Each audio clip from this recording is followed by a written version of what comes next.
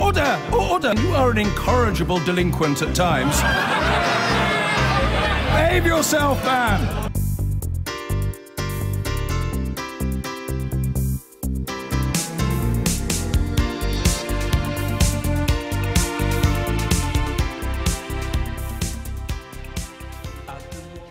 Following the crash of 2008, the word banker was akin to an insult, and in the intervening decade, there hasn't been a discernible improvement in their social standing. And sometimes people make no distinction between the behaviour of individual banks and the Bank of England itself. So tonight, as part of an effort better to reflect the concerns of the country, the Bank of England announced that it's setting up citizens' reference panels in every region to help inform the decisions of the bank itself. No training in economics will be necessary. In fact, it might be a positive disadvantage. And members will be as diverse as is humanly possible, which is more than you can say about the Bank of England itself. Take the most important committee, the Monetary Policy Committee. 8 members are white men, 1 member is female. The makeup of the Financial Policy Committee is even more male. Its members are almost exclusively white men, and there's just 1 woman. Add to that, of 67 most senior roles in the bank, just 8 are held by women, according to FT analysis. Well, I talked to the bank's chief economist, Andy Haldane, about that record, but first I asked if people just stopped trusting the Bank of England, bankers and economists following the crash. I get the frustration that has flowed from the crisis. It was a big one. It affected everyone's lives, and it still is. Even 10 years on, wages still pretty flat. I get the frustration, but what we haven't seen from the public, and thank heavens we haven't seen it, is a complete rejection of the importance of these issues and of understanding them. One of the things we can do as the bank is to try and improve their understanding, and indeed our understanding of those issues as well. Well, the RSA report suggests a regional citizens reference panel. Are you going to agree to that? Yes, we are. We are. So we have a whole slew of initiatives over the course of the last several years to reach further, to speak to a broader set of society. But what we said today is that in the light of the RSA's recommendations, we've listened, we've thought carefully about how best to take the next rung, if you like, up the engagement ladder. And that will mean putting in place a comprehensive set of citizen panels regionally using that agency network. So across class, diversity, age? Across all the key dimensions, because we want as wide an angle lens on how the economy and financial system is doing as possible. And these councils are one extra means of doing that, engaging with a cohort of society that traditionally the bank and most others have not done. I wonder how much the Bank of England truly can reflect the population when your gender pay gap is so bad and when your representation is so bad. On the Monetary Policy Committee, 8 of the 9 members are men, 12 of the 13 members of the Financial Policy Committee are men, and there's very little ethnic diversity in both.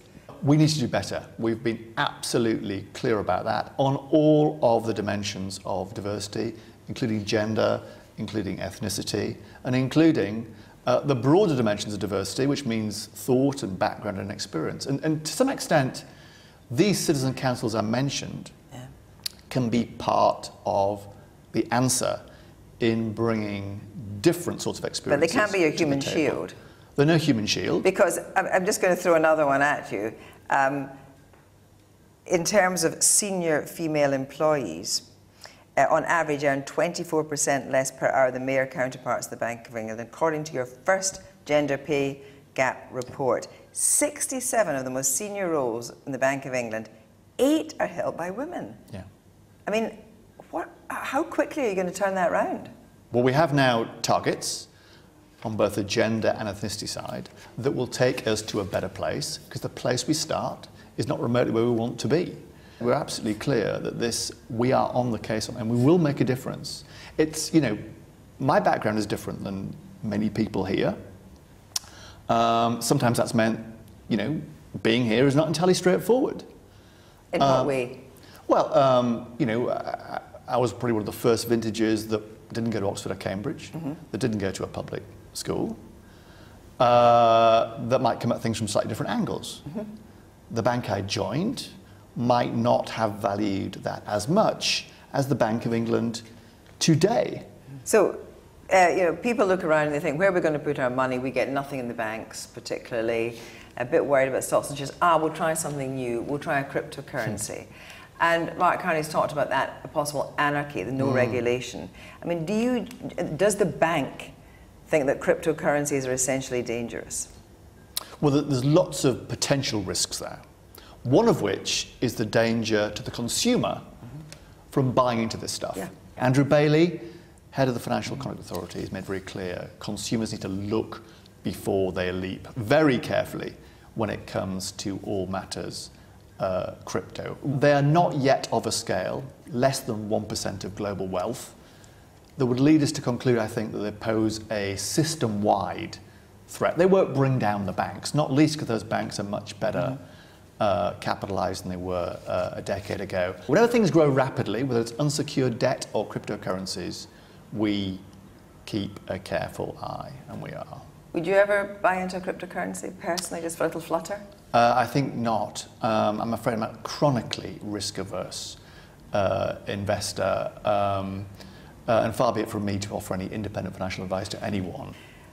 Finally, do you think in the coming, say, 3 decades, we're going to have to really rethink the nature of work and what work means in our society and the connection between work and pay? We are. In the past 300 years, we've sort of stapled together the notion of work and pay. Work need not necessarily involve pay. Voluntary work is still work, and with the rise of the robots, we might find more work taking a voluntary form, as well as requiring different sets of skills, you know, social skills, interpersonal skills, negotiation, relationship building, empathy, sympathy.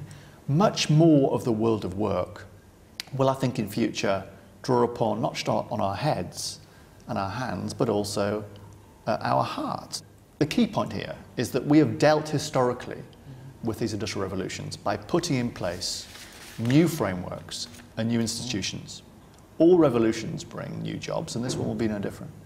Andy Haldane, thank you very much. Thank you, Kirsty. I've been getting away with it all my